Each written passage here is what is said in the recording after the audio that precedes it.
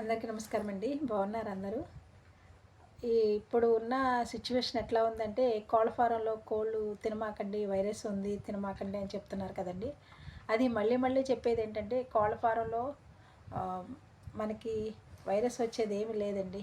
కోళ్ళ ఫారం అన్నది ఒకవైపు నుంచే వైరస్ అంతా ఇప్పుడు చాలా వరకు పోయిందనే చెప్పాలి. కాకపోతే అప్పుడు జరిగింది ఇప్పుడు ఎక్కువ సిచ్యువేషన్ లాగా మనకి ఆహ్, ఇది ఉంది కదా, యూట్యూబ్ కానీ మీడియా కానీ ఇట్లా చేయడం చాలా సోషల్ మీడియా వల్ల చాలా లాస్ అయిపోతుందండి. కోళ్ళ ఫారం రైతులందరూ ఏమైపోతున్నారో తెలీదు.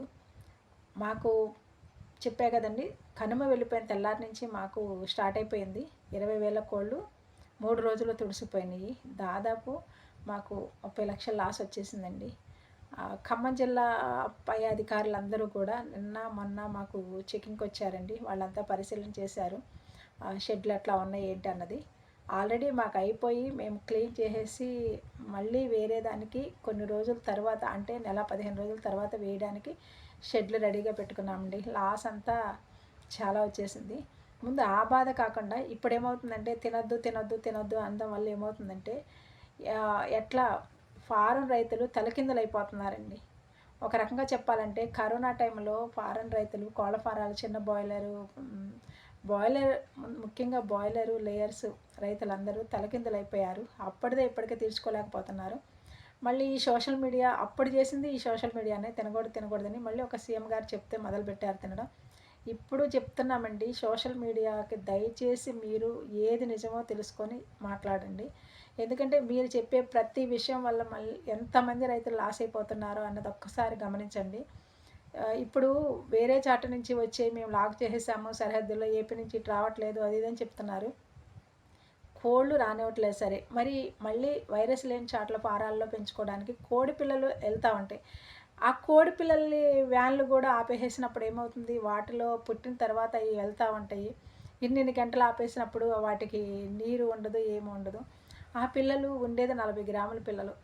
అందులో ఉన్న ఇమ్యూనిటీ తగ్గిపోతుంది, పుట్టినప్పటి నుంచి ఉన్నది తగ్గిపోతుంది. అవి వీక్ అయిపోతాయి, చచ్చిపోవడానికి ఇదైపోతుంది. పిల్ల వచ్చి ఒక్కొక్కటి 45 రూపాయలు 50 రూపాయలు పెట్టి కొంటామండి.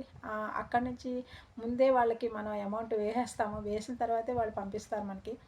ఆ పిల్లలు ఇక్కడికి మన ఫారంలోకి చేరేసరికి ఏమవుతుంది, పిల్లలన్నీ చచ్చిపోయి ఉంటాయి. అక్కడ ఒక వేస్ట్, డబ్బులన్నీ అక్కడ పోతున్నాయి. మళ్ళీ వైరస్ తినమాకండి అంటే, ఇప్పుడు వైరస్ వచ్చిన షెడ్లో వాళ్ళు లాస్ అయిపోయి ఉన్నారు. వైరస్ రాని షెడ్లు చాలా ఉన్నాయండి. అంటే ఎటు గాలి వీలిస్తే అటే కాబట్టి, అటు గాలి వెళ్ళని చాట వైరస్లు రాని షెడ్లు చాలా ఉన్నాయి. అందులో కోళ్ళు వాళ్ళు చాలా జాగ్రత్తగా, ఇది తెలిసిన తర్వాత నుంచి వాళ్ళు నిద్రాహారాలు మానేసి ఒక గుప్పిట్లో గుండెని పెట్టుకొని బతుకున్నట్లు బతుకుతున్నారు. అలాంటి వాళ్ళకు కూడా ఇది తినొద్దంటే మార్కెట్ పడిపోతుంది.